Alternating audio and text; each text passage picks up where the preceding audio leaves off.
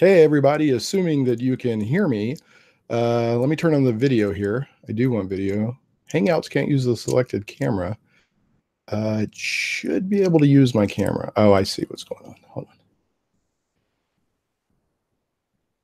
Let's try her again.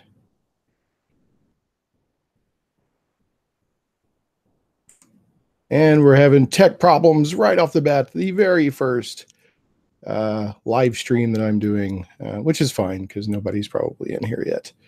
Let's see here, settings. It should, the problem is there we go. Okay. All right, so here we go. I'm going to kind of introduce this real quick and then, launch into the topics so people can either participate live or they can, watch it pre-recorded or whatever. It's basically midnight on Friday night into Saturday morning. This is a very spontaneous stream. So there's a very good likelihood we won't have much engagement, but we'll see. I've been wanting to play around with this for a while, and I've had lots of people recommending, hey man, you need to do live streams and stuff like that. And I'm always like, I'd love to, I believe in them, but my life is kind of hard to work those in regularly. But I'm going to try to do that a little bit more often from here on. But anyway, so what we're going to be talking about on these live streams, and I may have more than one type of live stream, but this is going to be Comics Talk with Shane Plays, where I'll be talking about comics, comic books, maybe web comics, whatever, but mainly comics and comic books is mainly what we'll be talking about. And yeah, I'll occasionally go negative, but it's also just going to be general news and information and discussion. Hey, here's what's going on and that sort of stuff. So, and if you don't know, I'm Shane Stacks. I have a radio show and podcast. The radio show goes out on Saturdays called Shane Plays Geek Talk. And then the podcast goes out, over the next few days. And I cover all kinds of pop culture, geek culture. It's just live talk radio on the air, but talk comic books and games and movies and TV and Doctor Who and just whatever. But this specifically will be this live stream. When you see it, when it says Comics Talk with Shane Plays, it'll be comic books, strangely enough. So let me check something out here. I've got to get to where I don't know that I have any chat going on. I have no idea, but I need to go to my actual YouTube channel. And I don't even know what my link is or anything. I don't know where to see my chat. I've done this before in the past briefly, and I've gotten to where I've forgotten everything. So now this says I have one viewer in the Hangout. Maybe that's me. I don't know. Give me a second. We will talk comics briefly. So while we're doing that, let me introduce, there's Buster. This is the cat chair. So a lot of times when I'm doing videos or whatever, or recording or whatnot, then you've got Buster or some other cat right there. So that's Buster, the comics cat. All right, so let me find my very own URL for my very own live stream and see if I can get into my own live stream and see what the heck is going on. There we go. I heard a little bit of myself right there. Okay, there we go. So, all right. There, I can see chat now if chat happens, which is kind of important to me. So, okay, so let's just dive right in. We may or may not get some engagement, but like I said, I don't expect spontaneously at midnight Central Time to get a lot of live engagement on this. So here we go. Comics, what's going on in comics? Obviously, San Diego Comic-Con is going on right now. And, I'm not a big San Diego Comic-Con guy. I feel that it used to be all about comic books, and now, of course, it's been taken over by, marketing and it's more of a pop culture event in general, and it's very popular. And I'm glad from the standpoint of seeing geeky pop culture, but I would not want to go myself. It looks like this big heaving sweaty mass of shoehorning everybody in, and people coming along, all these different companies and movies and TV shows and this and that, using it almost like a trade show, like E3 or CES, but for geek culture, comics, pop culture.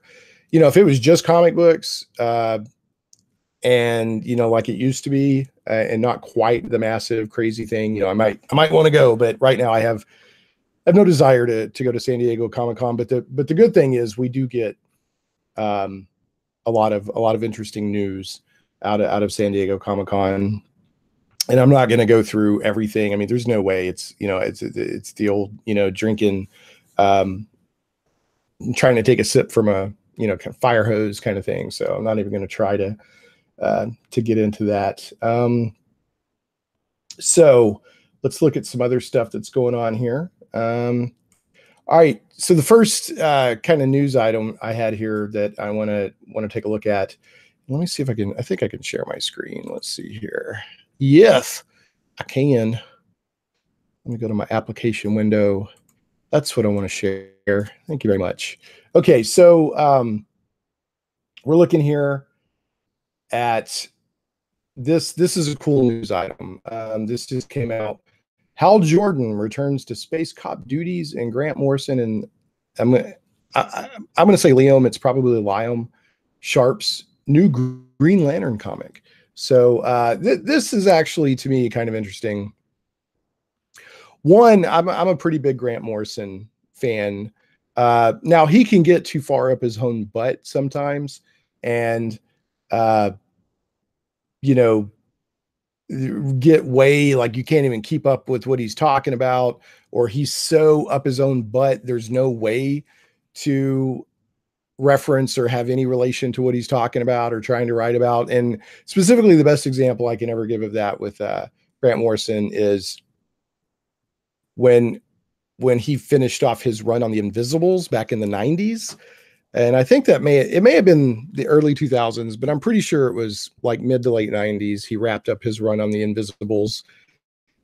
And that series, that was a Vertigo series. It went from being really fascinating with all kinds of cool concepts and everything, and extremely weird, but still able to follow, where the last 2 or 3 issues of the Invisibles was absolutely inscrutable. I mean, it was basically watching or trying to read somebody's fever dream. I mean, it made it even less sense than that. It just got so out there. So, that's a good example of, when I'm guessing just the power of his personality and who he was, and the success of the Invisibles up to that point. He was able to override editors and editorial, controls, and just blast through all that, because none of that crap made any sense at the end. But when he's doing what for him is standard superhero fare, mainstream DC Comics, stuff, he can be really good. He's had amazing runs. One of the best runs of Justice League ever was under him. I consider Rock of Ages the best, probably best Justice League storyline ever. It was really amazing. He's done good stuff with trying to think who else he's worked on. Animal Man. Well, I wouldn't say Animal Man was mainstream, but back in the 80s, he did some really amazing stuff on Animal Man. I'm sure there's some stuff I'm forgetting. All-Star Superman was spectacular. JLA, Earth 2, trade, one-shot kind of a graphic novel with Frank Quietly was amazing. So, and I'm hoping this is what we're going to get with this Green Lantern. So, starting in November, we're going to get a comic series called The Green Lantern, which is going to be Grant Morrison. And another reason I'm excited about this series is, I'm probably going to say it wrong. I'm going to say Liam Sharp. It's probably Liam Sharp or something. I love Liam Sharp's art. Really love it. In fact, I was really disappointed, recently he started on the new Wonder Woman Rebirth run. and only stuck with it for a few issues, but it was so good. And now he's doing Batman Brave and the Bold. I think he's writing in, doing the art chores on that, and it looks really freaking good. The story is so, but the art is just fantastic. And there was a run that Liam Sharp did back in the 90s. I don't know if he wrote it, but he did the art duties on the Hulk for a few issues, and it was just absolutely spectacular. And that was the first time I got sort of exposed to him. But what's happening, if you don't know, they had this series that launched with Rebirth called Green Lanterns, and it starred Jessica Cruz and Simon Baz, and they were sort of a buddy cop kind of Green Lantern team on Earth, and they were like part of the Justice League and et cetera, et cetera. Well, now the focus is going back on Hal Jordan, which I think is personally the right thing to do. I mean, there are a lot of other Green Lanterns, and there's interesting stories to tell about different Green Lanterns and the Green Lantern Corps. And in the past couple of years, it's been, Hal Jordan and the Green Lantern Corps. And they've been out in space doing what they're doing, while Jessica and Simon have been on Earth, basically, and with the Justice League. And I didn't really keep up with Hal Jordan and the Green Lantern Corps, but I did keep up for quite a while with the Green Lanterns, and then I finally, stopped reading that. But I'm excited about this.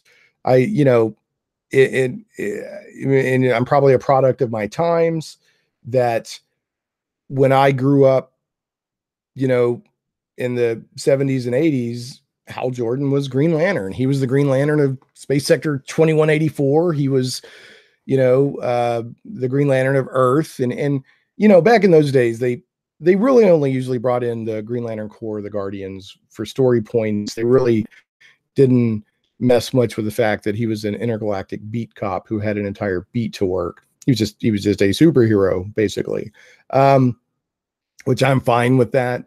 But it says this book's going to open with Hal returning to Earth, finding a dying member of the Corps who has crash landed on the planet with 3 deadly prisoners in tow that Hal has to hunt down before they can wreak havoc. So, said Jim Lee also hinted that the series will highlight different approaches to justice as Hal gets back into the swings of being an intergalactic beat cop. So, and they're talking about, maybe it's not just the American system of justice in outer space. You have all these different cultures and blah, blah, blah, which I'm fine as long as, I always say, the difference is it social commentary, which is good. Use any art form, even an entertainment form, art form like comics, to do commentary. That's fine. In fact, I encourage it, but I'm not into when it gets into social conditioning, which is where you use established properties or a medium or whatever for propaganda and to train people on how to think and that sort of thing. So as long as it doesn't steer over into that, it'd be pretty good. But yeah, I'm looking forward to the Green Lantern in November from Grant Morrison and Liam Sharp. I think they're onto something. And the only other thing I really want to say there is that I just hope that, and this seems to happen so much these days. I mean, it definitely did not used to be the norm, but these days it really feels like the norm, in that as soon as a creative team is announced and you get all excited about them, then 3 issues later, they're gone, and with no warrant. You're like, what? Where'd they go? I mean, I'm on board with this comic because they're part of it. So, I definitely hope that is not, going to be what happens here. I miss the days, and I understand that occasionally creative teams have to change, and I was talking recently with some comics professionals, and they were talking about, like it's really hard to stay with a book now with the deadlines, especially if they're double shipping a book, which means you're putting out 2 a month or something like that. It's extremely hard. Take this. Well, you know what? I'm going to leave my glasses on because I got a lot of reading to do. I get a lot of glare there from the lights. I need to get a better setup in here. I'm slowly upgrading it. Anyway, it's hard for a creative team to stay with a book like, back in the old days. I guess just the way the industry worked, it was easier or something, or more expected, or whatever. So I hope that this is not a bait and switch where they're like, oh, it's Grant Morrison and it's Liam Sharp and Green Lantern, and bam. And then, oh, well, we got 1 or 2 arcs and now it's Joe, whoever, coming in and they may be a great person and a good artist and a good writer, but that's not the point. I'm kind of along for the ride for the creative team as well. So there you go. Let's see what else we got here. Like I said, I got several topics I'm going to kind of go through right now. And then we'll, see what happens after that. This probably won't be a super long stream tonight. Like I said, I'm just kind of playing around and getting my feet wet. I seem to have, what have I done? Hold on. I can't find, oh, there it is. Hold on. I'm looking for another web browser tab.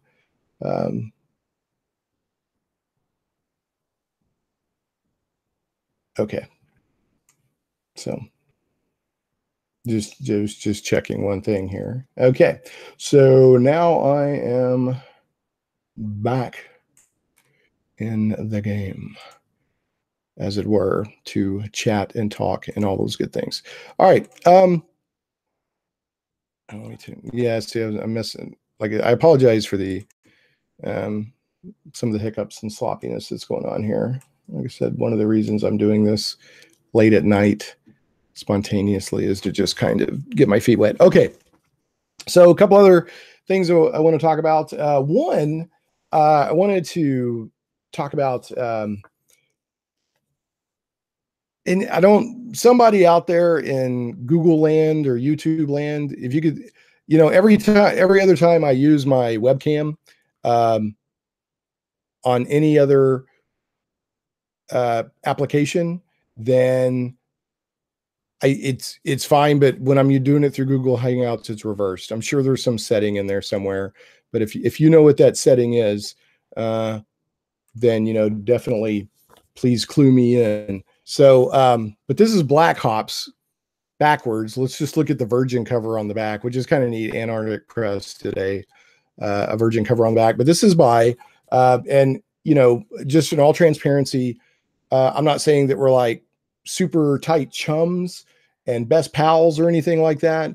But in recent months, I've gotten to know the creators through my radio show and through Dave Ellswick's radio show, and just kind of gotten to know them better and better. And Timothy Lim, the artist who goes by POTUS Thump on Twitter, and then Mark Pellegrini, who goes by Pele Creepy. I think he had that Twitter handle for a while, so he just stuck with that. They're the ones who created this and published it through Antarctic Press. And the main thing I wanted to say on this is excellent. It was I'm always pleased when somebody that I know personally that I want to support, and then I see their thing and I'm like, yeah, and I tell people about it because I want to support them. You want to support your friends and people that you like what they're doing. But then you actually get the product in hand and you're like, wow, this is really good. So then you get that extra kind of zing on supporting it. And main thing I want to say on Black Hops, USAGI, and that's a play on Usagi. There's, of course, the old samurai stuff, Usagi, and then there's Usagi Yojimbo, which is a property where there's a rabbit samurai. So there's a little tip of the hat there. But this is really good. The writing is good. The art is great. Tim Lim, the artist, if you don't know, loves rabbits in real life. He's got a deep love for rabbits, or buns as he calls them. And he's always posting videos of his own personal rabbits. And so he's got a real passion for rabbits. And this, when I first supported this and heard about it, I thought it was going to be kind of a, Looney Tunes or Captain Carrot or some kind of almost like spoof, which is fine. That'd be fine too. But this is a serious story that just happens to involve a basically a weaponized rabbit of unusual abilities, and it works. There's poignant moments. There's good action. There's good sort of military feel, and like again, there's a couple of poignant moments in it. So I really recommend Black Ops. There's one issue here, and there's another issue coming out, I think next week, maybe. I know it's a 2-issue limited series, and just due to how scheduling worked out, it was coming once every 2 weeks, every other week.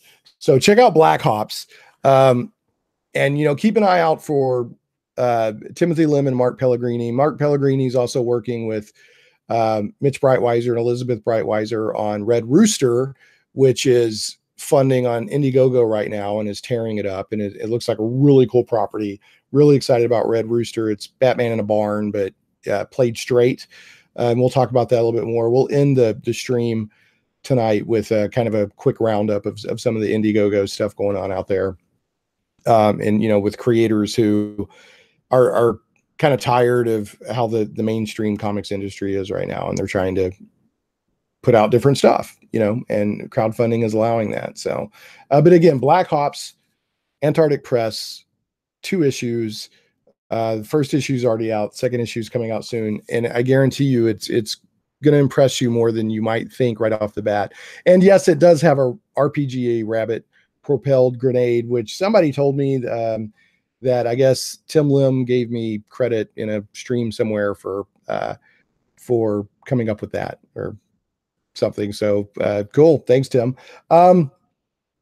So we'll talk more about some other, comics, crowdfunding and all that, like I said, and properties, including some properties from Tim and others, before we wrap the stream tonight. So another little bit of business here, a little bit of news. And I see it, if this is right, if I'm reading this right, it says I have a couple of viewers. If you happen to be watching, could you send a chat on the YouTube channel, just so I can make sure that my chat's working, or the way I'm trying to keep an eye on chat works? I'd appreciate it. Even if you just say, well, this is the worst flipping live stream I've ever seen in my entire life. At least that way I know the chat's working. Okay. The new this reverse video is wearing me out. I got to get this fixed soon. But the new comic book price guide from Overstreet just dropped. And I actually haven't picked one of these up in a long time. I used to, really like to look through these. There's one I had in the 80s that had like a Captain Marvel, like Shazam Captain Marvel cover story and thing inside. And I read that thing over and over, and I would just love to look through it and look at all the covers and all the listings and obsess over how much I thought my comics might be worth. And I haven't really bought one in a while. I may have looked through one every now and then, but I haven't bought one in a while. Last week on my radio show, I had Carrie Wood, who's an assistant editor at Gemstone Publishing. They do the Overstreet price guides. And then I also had Richard Ankney, and they were co-authors on the Overstreet Guide to Collecting Tabletop Games. And so while I was talking to them, they also mentioned, oh yeah, the new comic book price guide's coming out, and it's got a cover by Ethan Van Sciver. And I love that cover. So I saw it today and I picked it up. Also, what a personal friend of mine, Michael Tierney, who owns Collector's Edition Comics and the comic book store in North Little Rock and Little Rock, respectively. Full transparency, they're a sponsor of my radio show. But Michael's also a friend.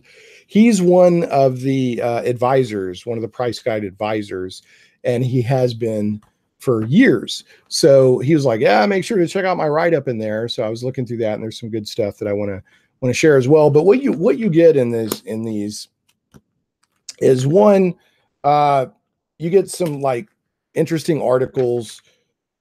Usually they'll have one or two, or at least they used to have articles in here, related to the cover story, or the cover art. Sometimes they'll have a lot of analysis of the comic book industry.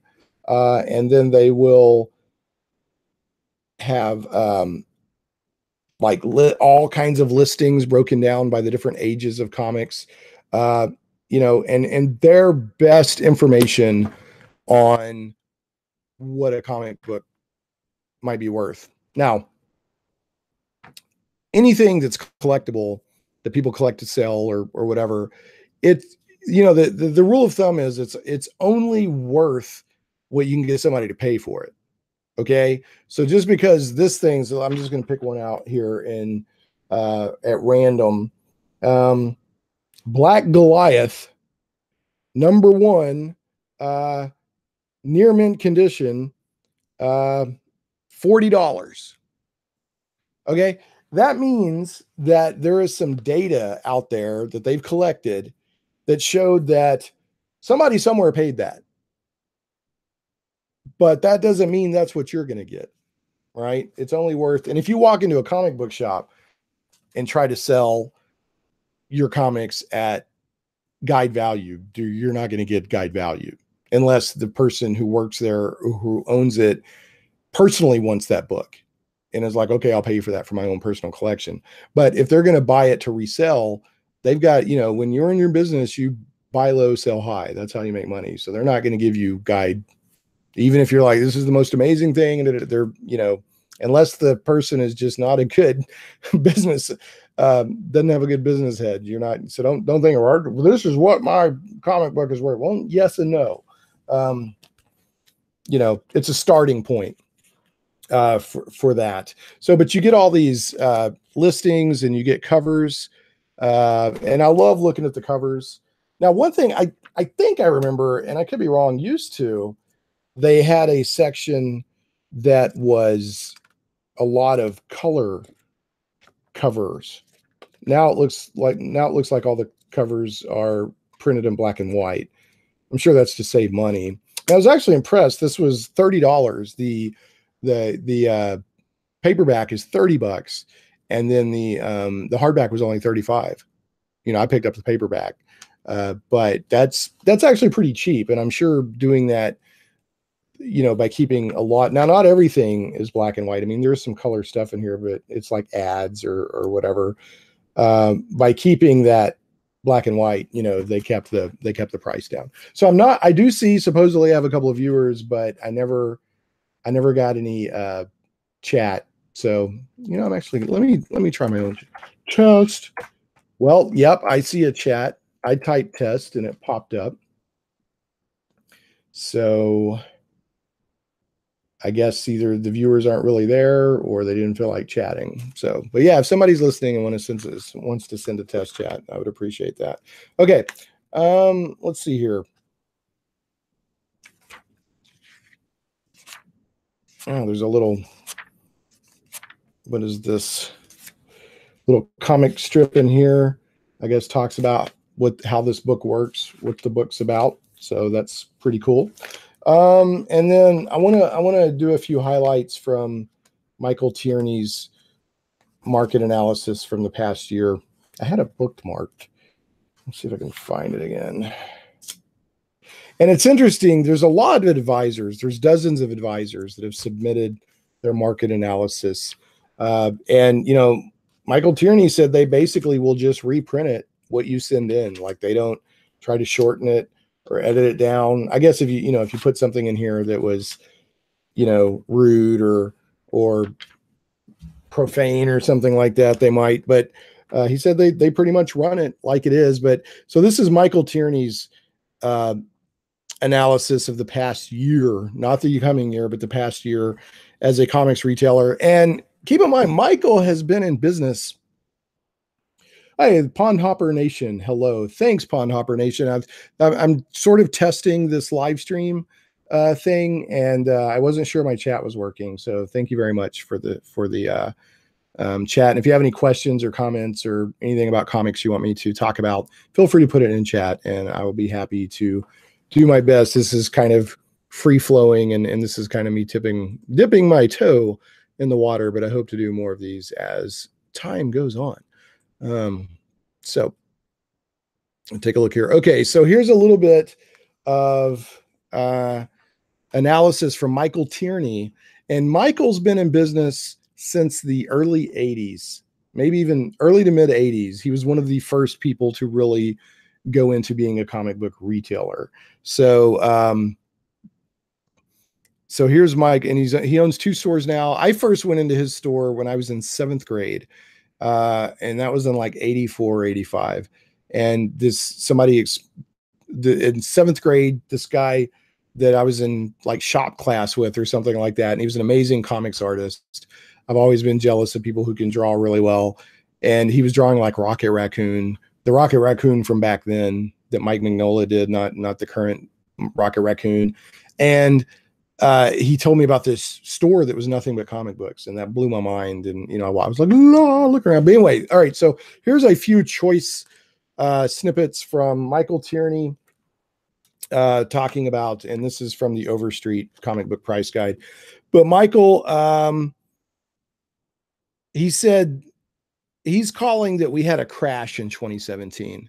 And he said, usually a crash. He said, I've experienced the black and white boom and bust of the 80s, the speculation boom and bust of the 90s. I watched that speculation bust happening in the 90s. And I remember reading like market reports and stuff where people were treating them like the stock market, where a guy was like, I remember reading a report. He's like, oh, this issue is going to be big because of this particular, I'm buying 500 of them to tuck away, to sell later. And man, that's just not how comics work. So we had this artificial inflation of comic sales, all these, gimmick covers and all this stuff. But that couldn't last forever. And so there was a crash. Now, he said he's seen many other crashes that follow a boom. But he says the crash of 2017 came without a preceding boom. He said this year had dismal new comic sales as DC pushed firmly to the #1 spot atop the publisher sales chart, steadying their sales with bright spots, plus a strong performance from the Batman spinoff event of Dark Knight's Metal. Meanwhile, Marvel Comics plummeted to a lower line average than I've ever seen. This is Michael's words, not mine. He's an actual comics retailer, has been in the business for decades. While Marvel is making far more titles per month than they did during my first business year in 1982, the overall average sold per Marvel title dropped so low that it's unprecedented in my experience. And I remember Michael telling me several times over the past year or so, he's like, I've been doing this for years and years and years, and I've never seen DC sell more than Marvel. And this is like the past year or two is the first time he's seen that. And there's a couple of factors for that. Now, this is my analysis, not Michael's. One, Marvel did pretty much whatever it could to annoy and disenfranchise its mainstream comic space. I'm not talking about everyone. I know they were like, we want to be inclusive and but its main comic space, its main comics customer, they were pushing away, and they were also angering the retailers with a lot of their retail business practices. And at the same time, DC was getting more back to basics with Rebirth and a lot of other stuff. Jeff Johns was like, we've got to get back to when comics were fun. We've got to get back to when comics they had these great relationships and this and that and the other. So that's my analysis on that. So now what Michael goes on to say is he says some odd patterns have manifested across the decades, like the Punisher having averaged over 50 copies per store when it was an all ages title, and now only selling a combined dozen copies between both stores as a mature reader's title for the peak month of the year. In my particular market, younger and older readers alike seem to prefer their tough as nails heroes without an excess of guts and grit. Now, I'm not going to say personally, though, this is me talking, and Shane, not Michael. I'm not saying there's no place for that kind of comic book and that kind of storytelling. But if it's your mainstream comics where these characters and heroes have been around for decades, maybe don't do that. Used to, like, the same comic book that was published for the Punisher or Spider-Man or whoever, the 12-year-old could read it and the adult could read it and both pretty much enjoy it. That didn't mean there wasn't room for other titles or other imprints or something like that. And I feel we need to get back to that, because we keep dividing the market. And then we also keep aging up the mainstream stuff because we keep making like he's talking about Punishers mature. So you're aging up your customer base and not bringing in real, a whole lot of new customers.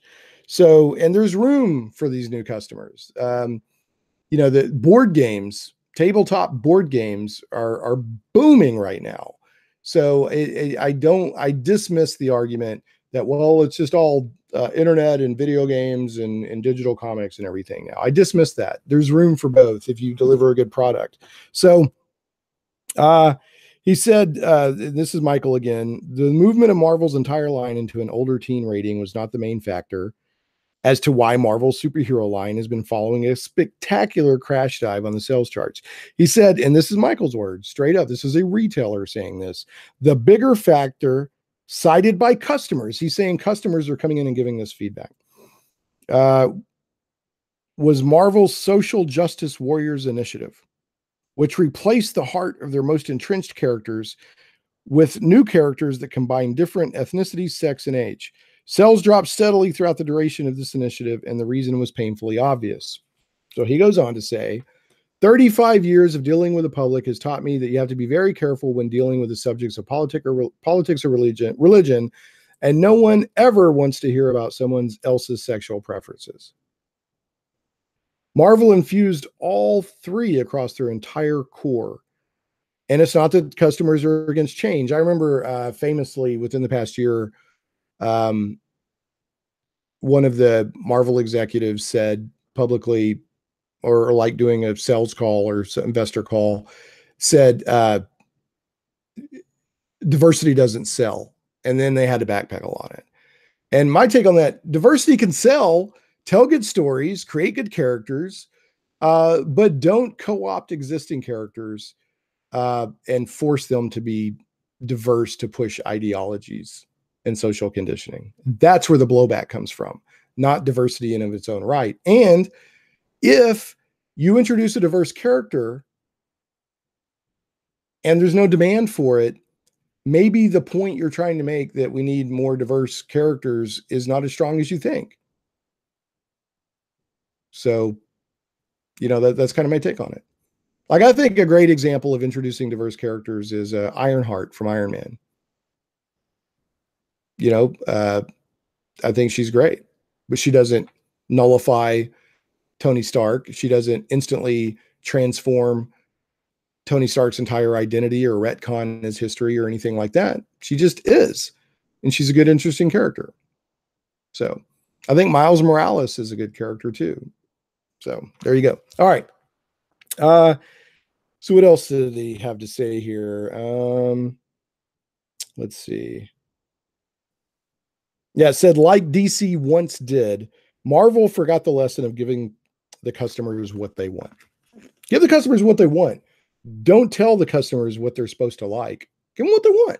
And experiment and see what customers react to, but don't use a crowbar on them, especially if you're trying to use social conditioning on them.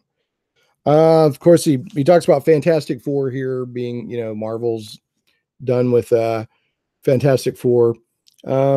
But now actually Fantastic Four is coming back now. Said Marvel did finally move away from the constant relaunches and return to legacy numbering. But they killed the relaunch by making the variant lenticular covers available only to retailers who first order 2 to 3 times their average sales of the regular covers first. So one thing you may or may not know, when comics publishers report sales, which it's kind of hard to get real sales numbers, no matter who you talk to, whether it's Diamond or whatever, they're not reporting like how many individual issues sold to customers.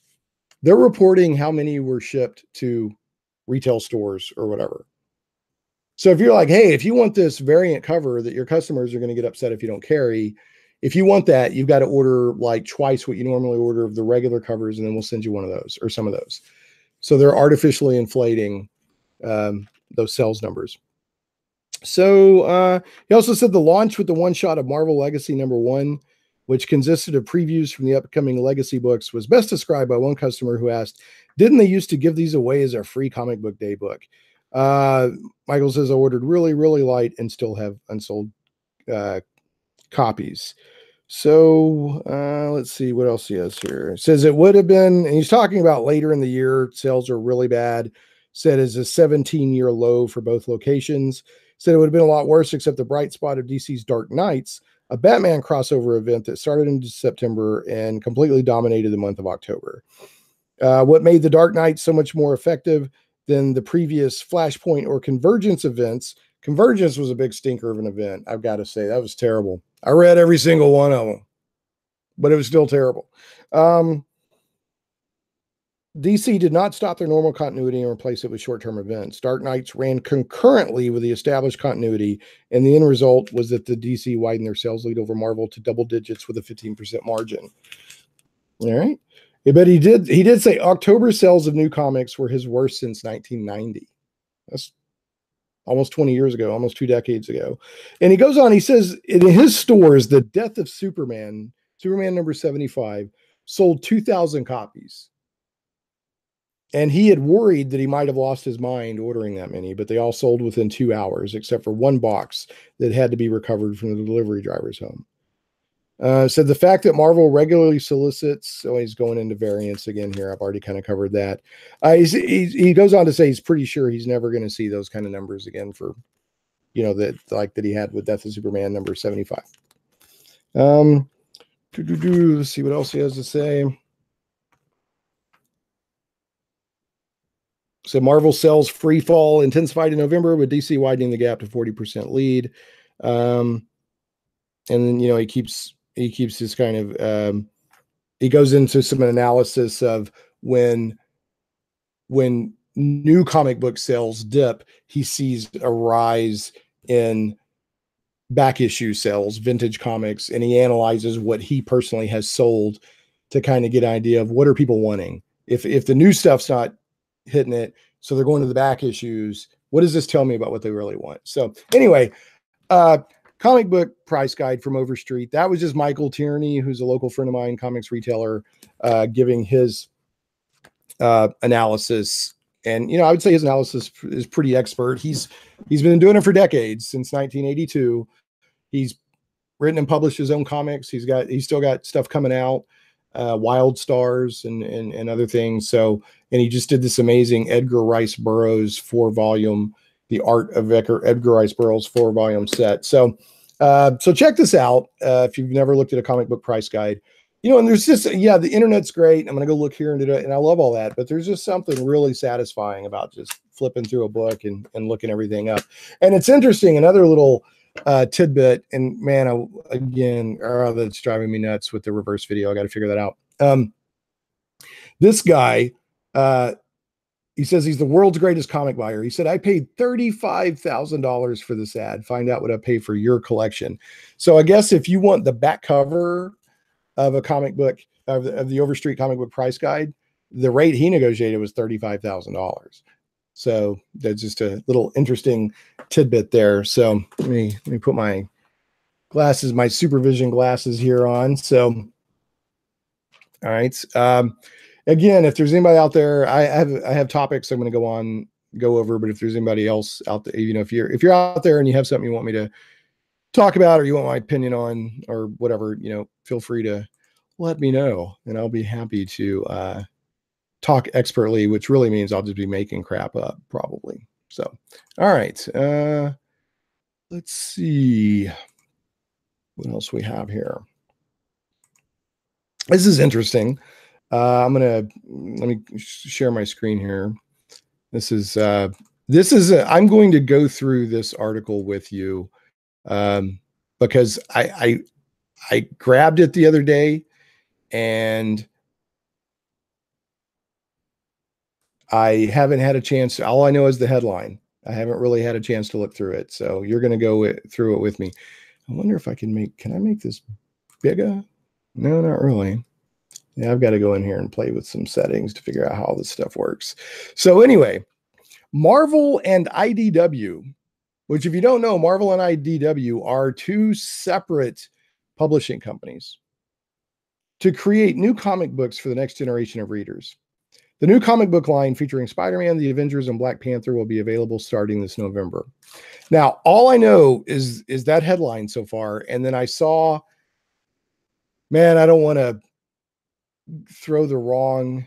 I think it was Ethan Van Sciver, but it could have been somebody else on Twitter the other day saying, this is the future. Marvel's going to get out of the business of publishing its own comics, and it's going to end up contracting out or being a kind of a clearinghouse or whatever, and still own the IPs, but let other companies do the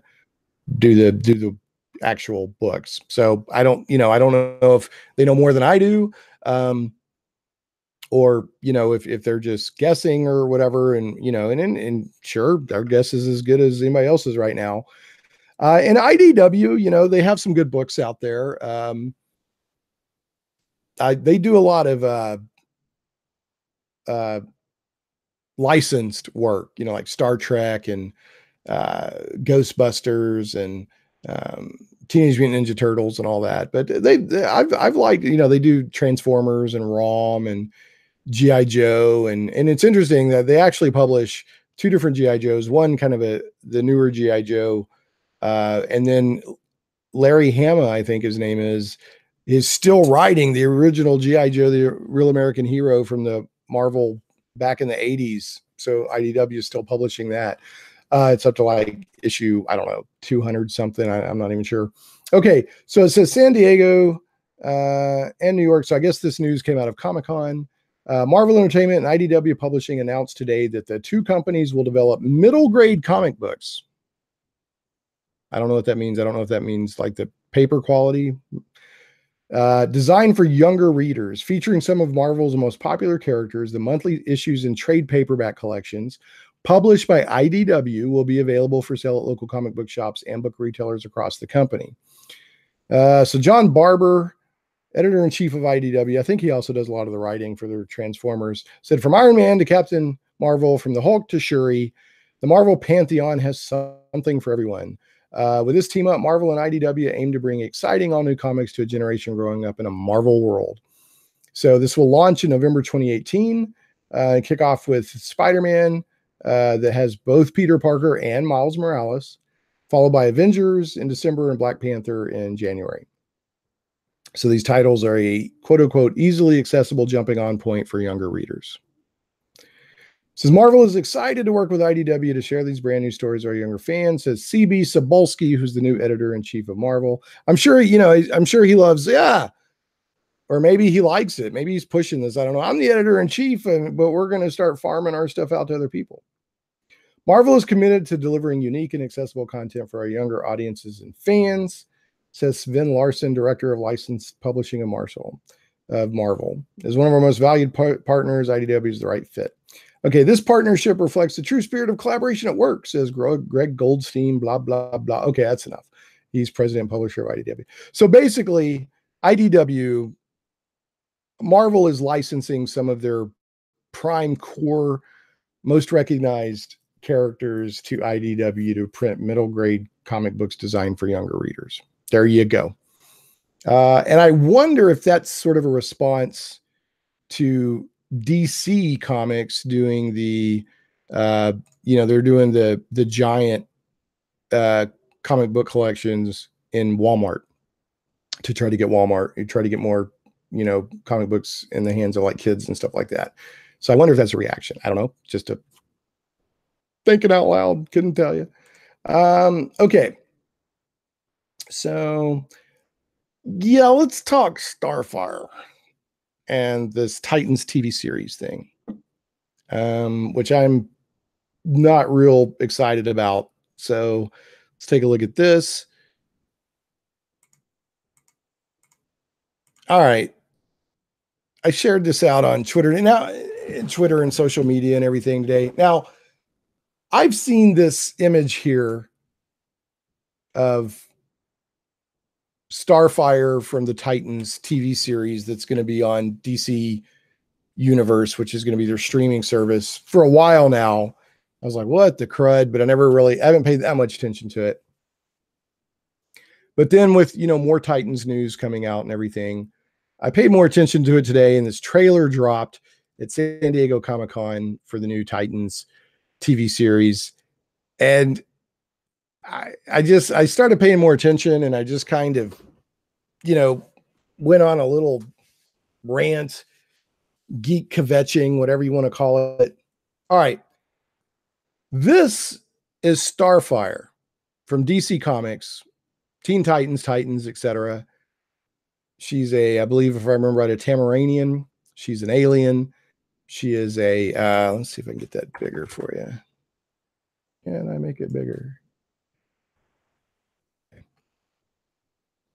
And she's a kick butt warrior, but she's also, a super hot superhero, supermodel superhero who kicks butt.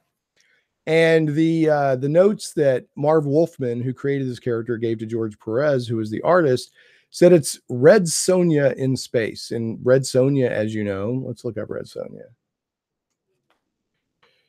Red Sonja is basically Conan in a bikini, right? So it's Red Sonja. So she's tough and she kicks butt, but she's also, let's be honest, she's hot.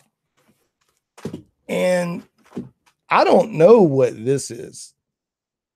This is, I don't know. This is the Starfire from the Titans TV series that's coming on DC Universe streaming. And let me be clear right off the bat. It's not about her being black. I don't care that she's black. Okay, that's not the thing here. That's not the point. That's not that's not anything I'm worried about. It's this design. What is this? She looks like I can't remember how I described it earlier. Let me see if I can find. I was really ranting earlier today. Let me see what I said. I kind of went berserk. First thing, I just woke up and had some time to kill before going to work, and I kind of went nuts. Yeah, let's see. Yeah, I said that. I said this version looks like an angry insomniac drag queen. It's like RuPaul, who's had too many drag races, and it just looks awful. Now, and again, it's not about her being black. It's like, what is all this? And, this, and then it's hideous. It just doesn't look right. And I don't blame her. Don't attack actors over this stuff. All right, I think her name is Anna Diop or Diop, something like that. Anna Diop. So don't attack the actors. She just hired for a part. She's like wanting to make money and do her job. But the producers and the showrunners and the costume designers and the character designers and all that, it's their smelly crap we're having to deal with.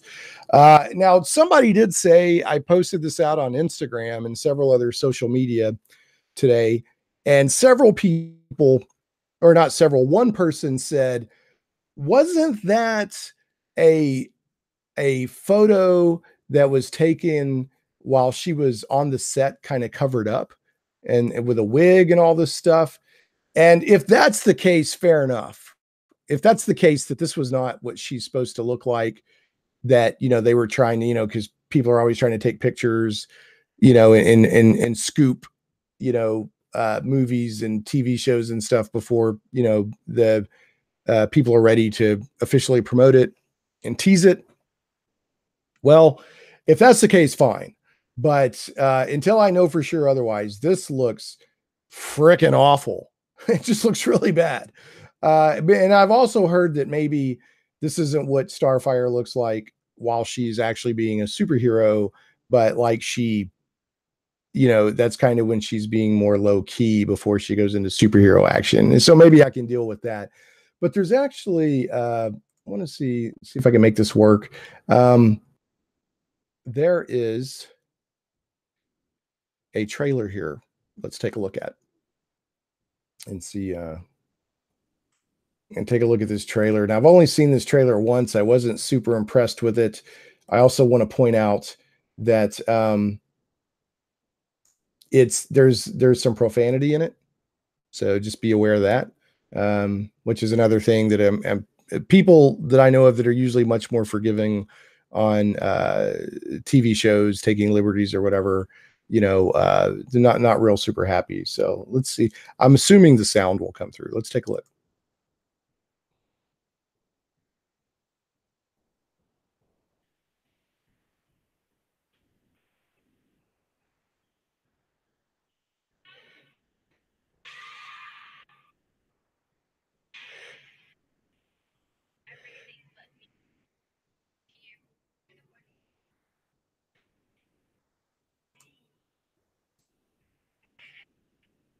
I don't know how well that's coming through. So if it's real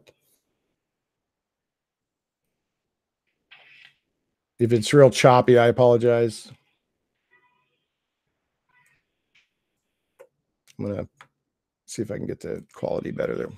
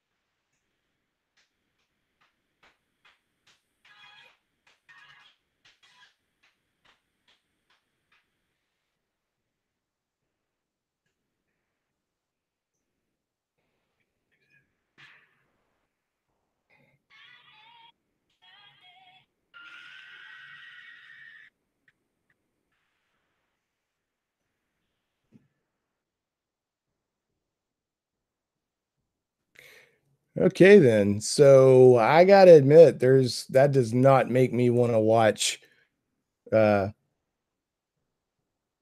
that at all. I gotta be honest. That's not interesting to me at all. Maybe it is. I guess maybe I'm not the target demographic for that, obviously, because that looks like crap. Um, if you're gonna do a Suicide Squad TV show or something like that, yeah, maybe. But for Titans and Teen Titans and all that, I just it's what is it that, like, going dark and gritty on the movies for the DC Extended Universe worked out so well that we're just going to do it with our first flagship TV show for DC Universe? What is it that they're trying to do? Why do they think that dark and gritty is the way to go? It literally is boggling my mind. I don't get it. Is it they're trying to kill the DCEU, or I don't know. A lot of people I know, they want Young Justice back. Young Justice can be a little gritty and a little dark without being that, whatever that was. The animated stuff, everybody's excited for that. I want to see that. But yeah, that's crap. And now one thing I will say nice about in the streaming that they're doing, let's take a look at this here real quick, is I do think that the DC Universe streaming service is good priced.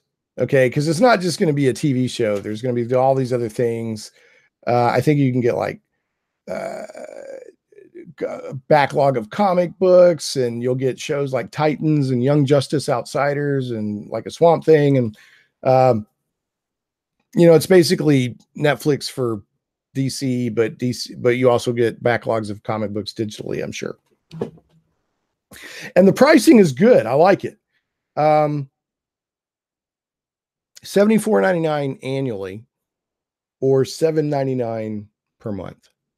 That's reasonable. I'm not a super big fan of everybody trying to, get into streaming and putting their content behind, walled gardens. But so that sounds pretty reasonable to me if you're going to do it. Let's see, I'm going to divide it. So you can pay $6.25 per month if you pay annually. or if you go monthly at $7.99. I think that's fine. So, I like that. And I can't remember exactly when this is going to launch. I don't know. It's some freaking point. I don't know. Whenever it comes. Oh, I got to show you. I do want to show you this. There's that again. Oh my goodness. What is going on there? All right. Take a look at this. Let me pause this. Take a look at these numbers. Yeah. Oh yeah. Well, that's got people just evenly split. And with 520,000 something people watching, I'm going to give it a big, well, I wish I could hit that 500 million times. So look at that, evenly split. And I remember something very similar happened when they were given teasers for the Star Trek Discovery, which was a dark and gritty take on Star Trek. And that, that's been a pretty divided show. I'm a huge Star Trek fan, and I've watched one half of the pilot. I haven't watched anything else, so I don't plan to. So, yikes. Now I'm getting notifications come through that there's a trailer out for Young Justice. Let's see if we could take a look at this. I don't want to go full screen. Let's see how this works.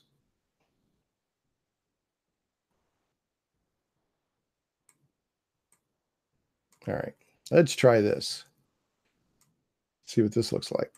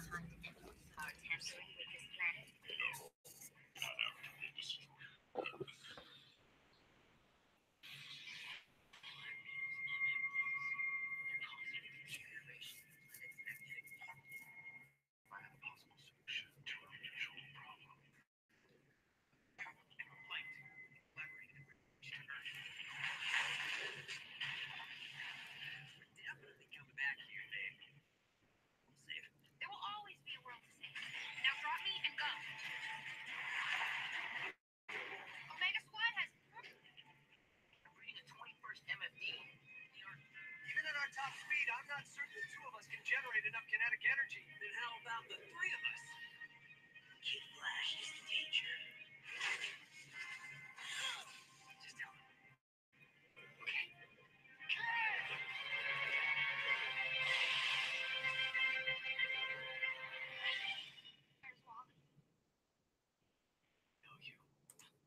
Okay, so this goes on for like 5 minutes. I'm going to go ahead and pause it there. That looks good. I'm straight up all over that. But that Titans live action dark and gritty crap, bye-bye. I am not down with that in any way whatsoever. So there you go. Here. All right, let me stop screen sharing. So there you go. That's my thoughts on some of the comment for that's going to come out of DC Universe. All right, about to wrap up here. Like I said, this is first stream, kind of playing around. If you watched it live or if you're watching it archived, thanks so much. But let's wrap up on a couple of things here. One, This looks kind of cool, and I hope that it delivers on the promise that I'm seeing here, and that is Marvel's bringing back What If, and I love What If. Always enjoyed What If. I've thought that for the most part, Marvel has done a better job with its What If than DC has with its Elseworlds. That's not to say that some of the DC Elseworld stuff has been bad. That's not the case. But What If you don't, I mean, it used to be a monthly comic, and it would just have all kinds of crazy, what if, the Phoenix hadn't died, or what if, Conan fought Wolverine, or what if, the Venom symbiote, bonded with the Punisher and not, Eddie Brock, and just all this stuff. And just really good stuff, really good storytelling in a lot of cases. Now, there was some cheesy stuff too, but for the most part, some really good stuff. Now, Marvel has announced a new series of What If one-shots, which revive the concept of the classic series that examines alternate outcomes for famous storylines and alternate versions of well-known characters. So the 6 one-shots will focus on Spider-Man, Magic, Ghost Rider, Thor, the X-Men, and the Punisher, and will release throughout October. I'm looking forward to this. I've been down on Marvel for a couple of years, but I do think here recently they're putting out some stuff that I'm wanting to read, and they're also, making an effort to kind of change course on their editorial and philosophical directions, and their sales are going back up. So, but anyway, so we've got What If Spider-Man #1, which is what if Flash Thompson became Spider-Man. Then we've got What If Magic #1, which is, let's see, what is the question on that one? I think this is what would Magic have been like if she hadn't, because the character of Magic, Ilyana Rasputin, has gone through hell and back, literally, and had multiple ups and downs in Marvel history. So I think this is saying, what if she had been able to, develop her potential without all this craziness going on? So, and it looks like there that she's the Sorceress Supreme. So, okay. What if Ghost Rider #1? Okay. Got to say something here. All right. Got to say 2 things, actually. Yeah. Mad Max Fury Road. We've already seen it, but still a cool look. 2, that's not Ghost Rider. That's Ghost Driver. I'm sorry. Ghost Rider should be on a motorcycle. Now, I do like muscle cars. And I do like this design of Ghost Rider with this kind of metallic, whatever, face and all that. But that's not, give him a motorcycle. Ghost Rider, not driver. I guess unless he rides in the passenger seat and the car drives. I don't know. So what is the question that is asked here? It's a real world Marvel Universe crossover. When moral decline and budgetary shortfalls have combined to lower a lawyer's resistance. The tale of the first and only true Nordic black metal band to visit the Marvel Universe through the insanity of likeness release waivers. What? That's funny. So I guess a real life heavy metal band is going to be in this. Okay. Anyway, sure. What if, I don't know what the question's being asked, but I'm sure it's going to give us an answer. Then we got What If Thor #1. Looks like it's saying what if Thor was raised by the Frost Giants and not Odin. So let's see. That's going to be, yeah, he's ripped from Asgard to be raised in a world of persistent winter, learning the brutal way of life in Jotunheim. But what does the runt of the Giants Loki feel about his new stepbrother? Okay. What if X-Men #1? Let's see. A digital wonderland. Welcome to the EXE/scape, a digital wonderland of business and pleasure accessible to anyone with the social or monetary capital. For biomods needed to log in, or you can bypass all of that by being born carrying a .execute gene. But circumventing the login regulations is exactly what got the likes of Charles Xavier and his execute men, EXE men, banned and driven underground. This is weird. I mean, I like it, but it's They said editor Chris Robinson says the most life-changing comic since Venom #1. I love hyperbole. Let's see here. So it's sort of this weird cyberpunk cyberspace meets X-Men, best I could tell. So, all right, and then what if Punisher #1? Check that out. Bam, he's literally got web shooters. Let's see what. Okay, anyway, all right. So let's see. Written by Carl Potts with art by Juan Ramirez and a cover by Christopher Stevens. When Peter Parker's Uncle Ben is ruthlessly killed by a burglar that Peter let escape, he vows to never let the same fate befall another innocent bystander. From then on, he stands as a figure of cold retribution. So it's like, what if Spider-Man was a pulp hero instead of getting bit by a spider? What if he was, just blazing guns of justice? With great power comes great punishment. Punisher and Spider-Man are two very different characters. Could they two sides of the same coin? Okay. So anyway, there you go. So there's some what if. And finally, we're going to end on a couple of on a crowdfunding roundup here on some of the crowdfunding out there that's going on for comic books. And again, full disclosure, I don't have any financial interest in any of these, but some of the people that are behind these comics, I do know personally. So, and yes, I do want to see them succeed. Okay, here's the other than Jawbreakers by Richard Meyer, also known as Diversity in Comics. This is the other big granddaddy out there that's really got a lot of people's attention. This is Ethan Van Sciver's Cyberfrog Blood Honey comic book, and it's got 9 days left, and it's raised close to $500,000. So in the basic entry there, you can get in for $25, and there's all these other, and it's on Indiegogo. So people have been really excited about the Cyberfrog, and this is a property that I guess there was a few issues published about 20 years ago, and he's bringing it back. So there's that. Now this is probably the property that I'm most personally excited about, because it brings together what I want to see happen, which is, these independent publishers that have been discouraged, disheartened, disgusted, or whatever by a lot of the stuff that they deal with in the industry or with their peers. They're doing it on their own through Indiegogo or Kickstarter, or, going through smaller press. And, but it's also, so I like supporting that, but I also like the fact that this character appeals to me. This character is kind of Batman in a barn. Pulp Hero 30. Yeah, it says Rockwell, Norman Rockwell meets Lovecraft. And so it's Batman in a barn. But it's played straight.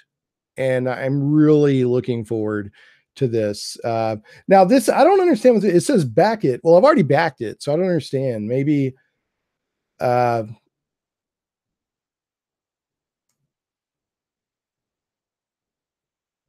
I not? Let's see here. I guess you can just donate, or else you can,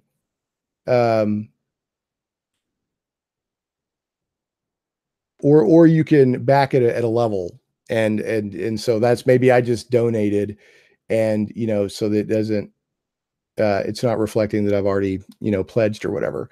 There's multiple things here. There's Mitch Breitweiser, the artist and the person who created the concept. There's his wife, Elizabeth Breitweiser, who is also the colorist, and she's very, very talented colorist in the industry. And there's Mark Pellegrini, the writer. So there you go. So check out Red Rooster. Still got about 2 weeks left. Trump Space Force. This is actually another Tim Lim related project, like Black Ops, but the writer is Chuck Dixon. And so this is going to be a lot of fun. And it's sort of Star Blazers, it's sort of Robotech, and then it's also, this over-the-top Trump craziness. So, check that out. Yeah, there's sort of Robotech inspired designs. Yeah, and then this very much reminds me of Star Blazers right there. Battleship Yamato. So I'm all in. This looks crazy. So it looks like a lot of fun. Let's see here. And then I wanted to end with there was this just for Trump Space Force. I was searching for Trump Space Force, and it says Neil deGrasse Tyson. Here's why we need the Space Force. It's bigger than Trump. And so you've got, and I don't know, I haven't read this whole thing, but he says the idea of a U.S. Space Force ain't all that crazy. In fact, it's not even new, but people just think it sounds crazy because it's coming from President Trump's mouth. So there you go. Probably the only instance where you will see Neil deGrasse Tyson and Trump on the same page on something. So there you go. And finally, wanted to, if you're interested in this, what's called, I don't like this term, but a lot of people are using it that way. And sometimes the term sticks for a hashtag or whatever, Comicsgate or Move the Needle. This press release calls it Insurgent Comics. But all of these together, all of these different funding campaigns like Jawbreakers and Cyberfrog and Red Rooster and Space Force, all these, a lot of people are kind of putting them under the same umbrella because they're all happening at the same time in a lot of cases for similar reasons. But from July 18th out of San Diego, California, I got this press release here. Edwin Boyette forwarded this to me. And it says, it's basically talking about, this is as the comic book world braces for its annual Mecca to San Diego Comic-Con, there's a storm brewing beneath the feet of its biggest publishers. And it talks about Comicsgate. Again, I don't like that term. I'd rather see this movement be presented positively. And when you call something gate, Watergate, whatever, all the other gates we get, it has a negative connotation, scandal. And I'd like personally to get away from calling it Comicsgate. It says it's a time of unprecedented media attention for comic books from three biggest publishers in the industry. There's been a growing dissatisfaction with the direction comic books have taken in the past few years. And it goes on to talk about Comicsgate and what all's going on. But the main takeaway here, and it goes through, it talks about Jawbreakers Lost Souls, which was the first one, and that's made close to 400,000. Well, actually 364,000 as of the writing of this. As Richard Meyer, that got a lot of attention. And then Ethan Van Sciver came along, and he's over 440,000 with that Cyberfrog Blood Honey. Then you got Red Rooster, The Golden Age by Mitch Breitweiser and others that we just talked about has already broken 90,000. And then Chuck Dixon's Space Force has already crossed 30,000. And then there's a Injustice artist, Mike S. Miller's Lone Star, Heart of the Hero, is already breaking 25,000. Now, full disclosure, this press release is by Mike S. Miller, who's doing Lone Star, Heart of the Hero, but I guess he's the artist on Injustice. But the point is, you add all that together, it's not even done yet, and that's over $1 million. Okay, over $1 million. And I know that's backwards. Oh, that's driving me nuts. But anyway, this is no small thing. And if I can't help but imagine that DC and Marvel are paying attention to this. They have to be. If they're truly in business to provide their customers what their customers want, and they're a business to make money, not only for themselves and their employees, but their stockholders and all that, to provide a product and a good value for their clients, then if they're not paying attention to this, they're being, negligent of their duties to say, oh, there's a big thing going on over here. What's going on there? And maybe we need to get out of the business of pushing ideology and instead just tell good stories. Because believe it or not, everyone's like, these Comicsgate books or the Move the Needle, everyone's like, they're evil Nazis and blah, blah, blah, blah. Man, all of their books have none of that stuff in there. They're just trying to have fun. They're just trying to have fun and tell good stories. Now, I will say some of the stuff like, well,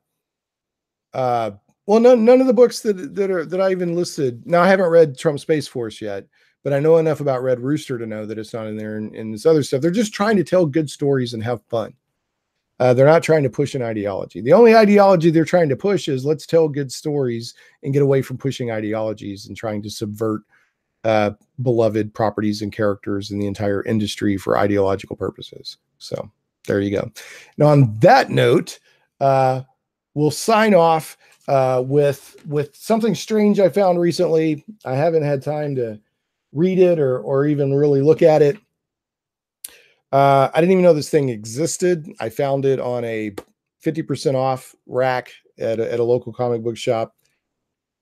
The Infinite, which is a collaboration between Robert Kirkman and Rob Liefeld, believe it or not. Rob Liefeld and Robert Kirkman are collaborating, and that is crazy to me. You know what? Now that I'm looking at the actual YouTube stream, I'm not backwards. When I'm looking at my video from Google Hangouts, I'm backwards, but when I'm looking at the actual what's going on YouTube, I'm not. So that's good. That makes me feel better. But yeah, Robert Kirkman, Rob Liefeld, The Infinite, San Diego Comic-Con exclusive.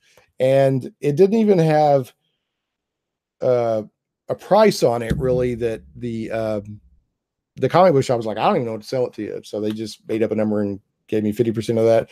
Even back then, you had Skybound. That's Robert Kirkman's thing, Image and Skybound. His little imprint. I haven't really had a chance to look at this, but you know, there you go. And look, people, I want to be very important to point out that Rob Liefeld drew feet, because he catches a lot of crap for not drawing feet. So, and then you got, you know, your good old crazy action scenes right out the gate.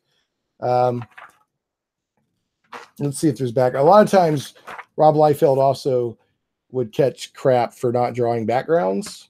And, you know, in some cases there's no backgrounds there, but flipping through here, I do see a preponderance of backgrounds. So I think that either his art has improved or else maybe some of his reputation is undeserved. I don't know. So there you go. Thanks for watching. Maybe some, if you want me to talk about other comics related topics, then, you know, feel free to leave comments on this video or tweet me at Shane Plays, ShanePlays. Yeah, ShanePlays. So anyway, so just playing around. I'll tighten up the format as we go on. Tonight was very spontaneous. I suddenly found myself with some free time, and I was like, well, let me jump on and see what happens. So thanks again for watching, and I'm going to fumble around here and see if I can determine how to stop the live stream. Well, it says that I'm offline. Oh, am I in an event? Hold on a second. Well, there it goes. Comic Talk with Shane Plays live now. Okay, I'm gonna resume Hangout on Air. I'm already resumed, am I not? Let's see here. I guess I probably need to hit, there's this big handy button under the Google Hangouts that says stop broadcasting. So I probably need to hit that. We'll catch you next time, true believers, on Comics Talk with Shane Plays.